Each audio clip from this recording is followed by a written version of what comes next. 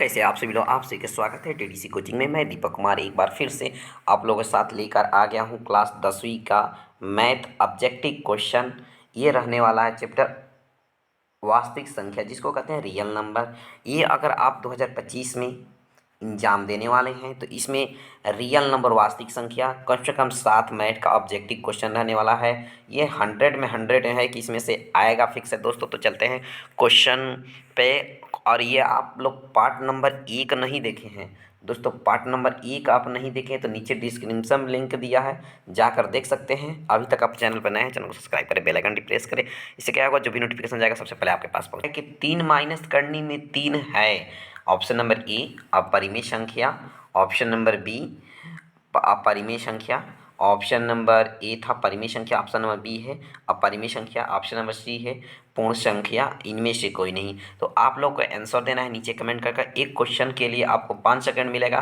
तो दोस्तों नीचे कमेंट करके आप लोग को आंसर देना है कि 3 माइनस करनी में 3 कौन सी संख्या है। तो आप लोग का राइट आंसर होगा ऑप्शन नंबर बी अपरिमेय संख्या।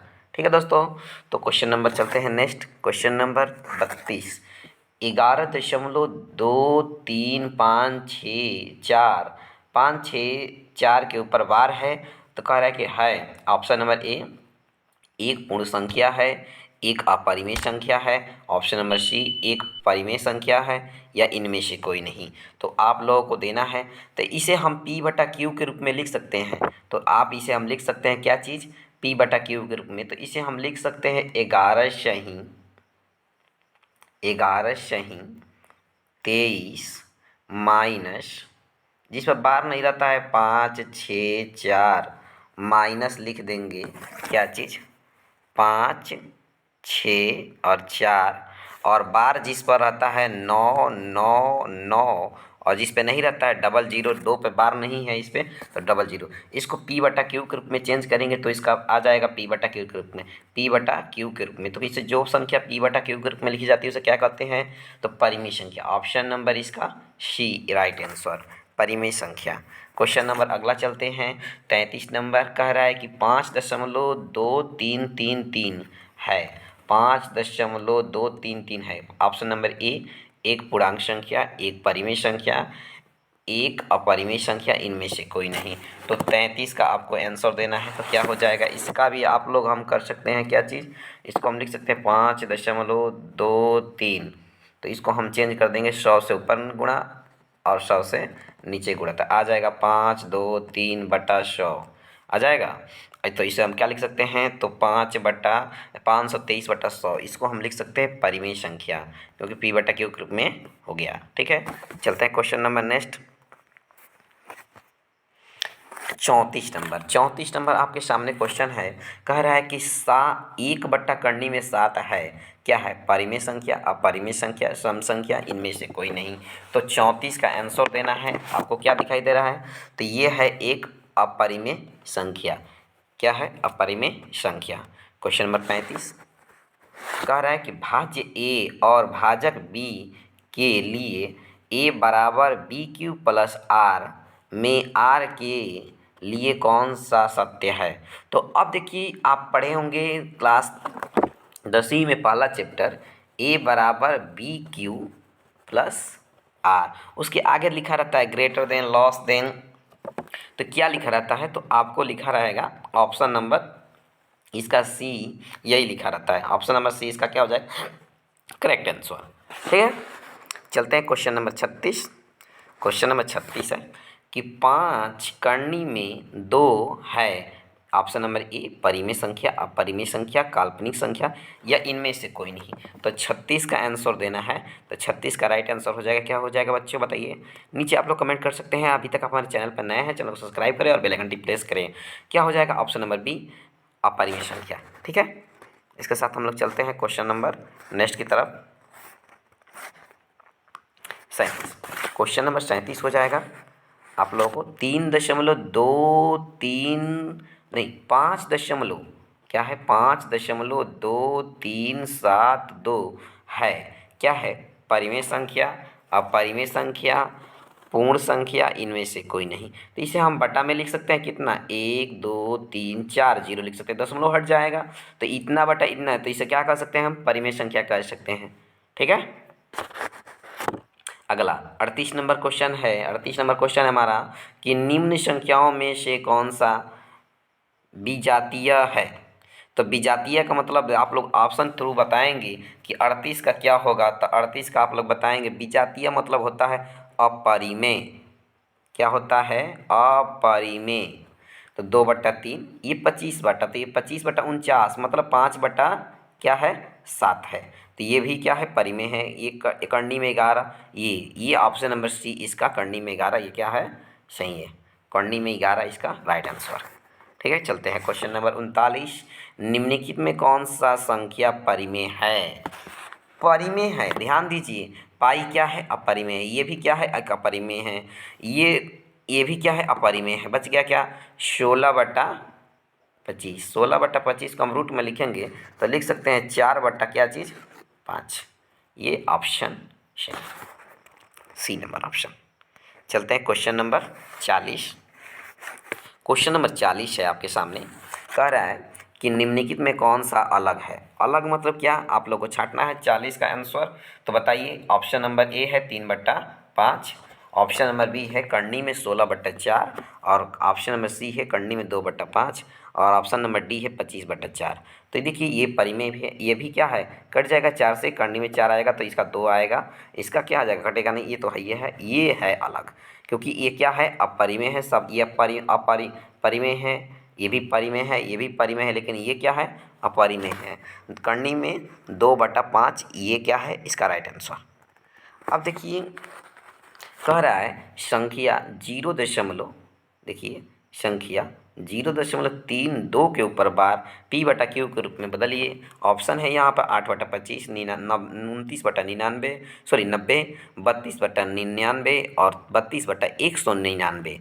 अब इसको हल करने के लिए हमको लिखना पड़ेगा 32।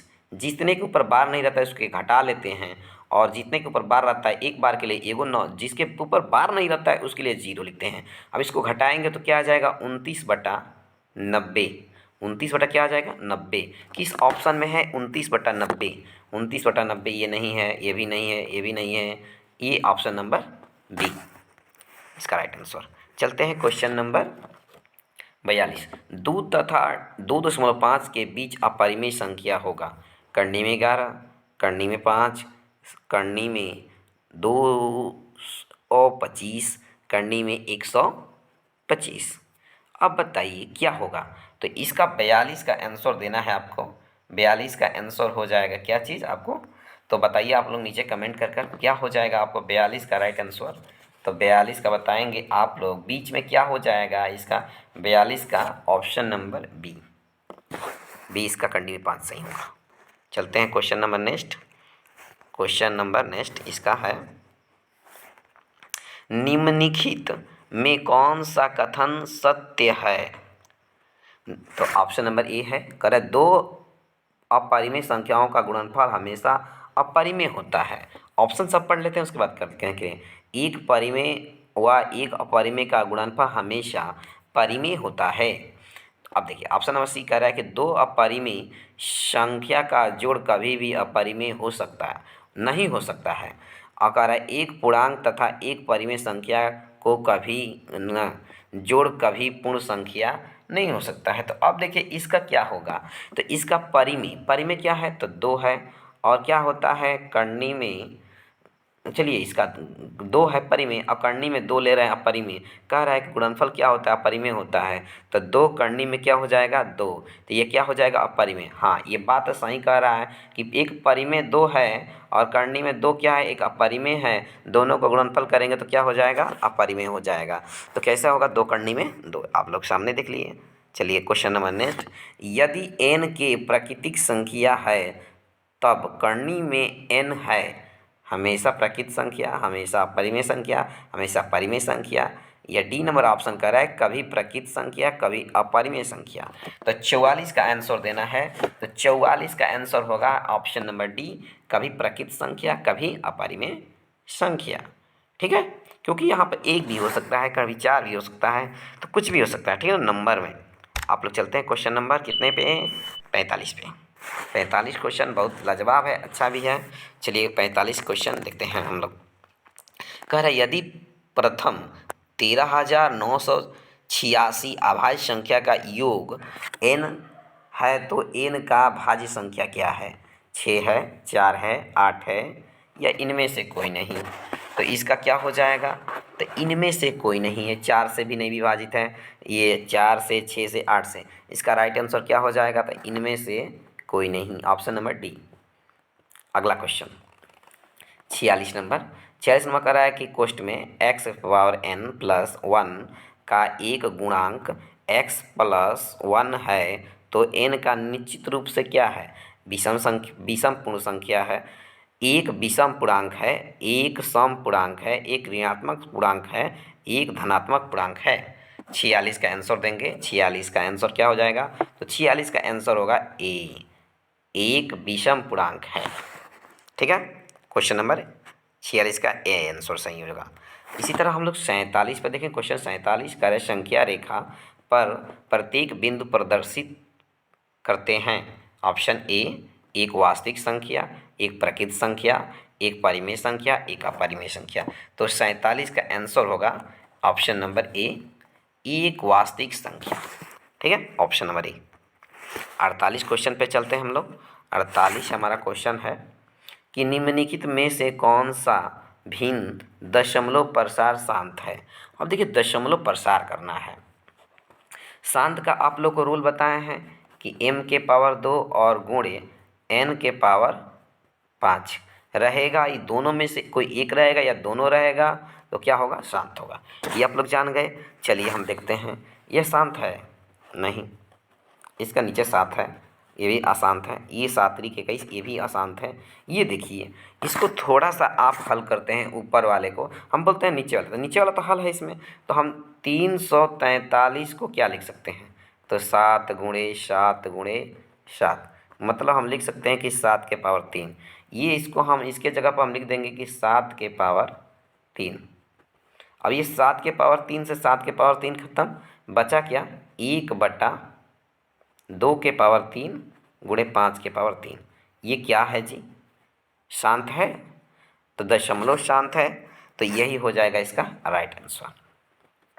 ठीक है, 48 का option number C right answer. चलिए 49 पे चलते हैं।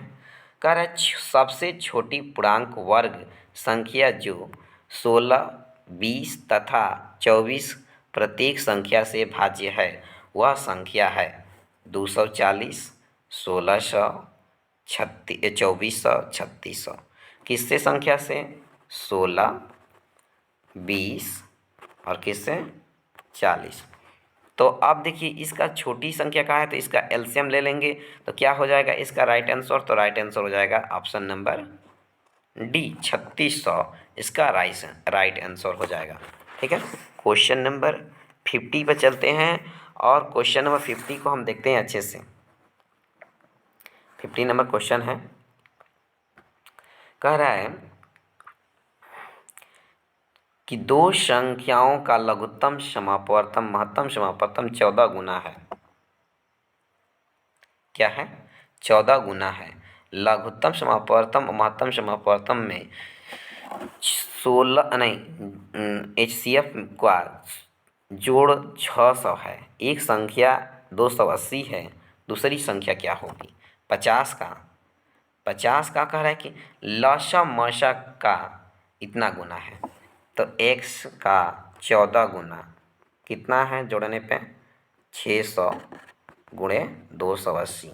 अब 14 दूना का 28, 20 हो जाएगा और इसको हम भाग दे देंगे तो कितना आ जाएगा? 6 दूना का 12, 0 0 0। इसका राइट आंसर आप लोग ऑप्शन से थ्रू बता दे रहे हैं। 50 का ऑप्शन हो जाएगा 80, इसका 80 आ जाएगा, 0 का 80 आ जाएगा। इसको आप लोगों को सॉल्व कर लेना है, थोड़ा इसको इम्पोर्टेंट में रख लीजिए, सॉल्व कर लेंगे। इसका 80 आएगा। अब इसमें थोड़ा सा दिक्कत हो रहा है, ठीक ना। अब इसका अगला क्वेश्चन हम लोग देख लेते हैं। 51 बहुत अच्छा है। कार्य संख्या 23.43 के ऊपर बार को p बटा के रूप में, फिर से वही सवाल आ गया तो लिखेंगे 23 सही 43/99। अब देखेंगे कि कौन सा बटा में 99 है। तो ये पहले ऑप्शन में क्या है, 99 है। तो अब हमको पूरा सॉल्व नहीं करना है। देख रहे हैं कि 99 हमारा हल में आ गया। यहाँ पर 100 है तो ये नहीं है, यहाँ 999 ये भी नहीं है, ये भी 999 है। लेकिन ऑप्शन नंबर 51 में हमारा ए नंबर देख रहे हैं कि यही सही है। ठीक है, इस तरह हम लोग पहचान लेंगे। अगला क्वेश्चन, बहुत लास्ट क्वेश्चन पे चलते हैं हम लोग, 54 पे। 54 नंबर क्वेश्चन है, कह रहा है कि n के पावर x, ये तो सवाल बता दिया गया है, ये दोबारा आ गया है, ये दोबारा आ गया। क्या होगा इसका आप लोग बताएंगे? 52 का भी बताए हैं हम, 52 का बी बताए हैं, एक विषम संख्या। चलिए इसका हम लोग देखते थे 53। कह रहा है कि 6x के पावर 4y तथा 12xy का महत्तम समापवर्तन। महत्तम कह रहा है, देखिए दोनों में से क्या कम है, 6। अब देखिए x यहाँ पर कितना है, 4, यहाँ पर कितना है, 1, तो x आ जाएगा।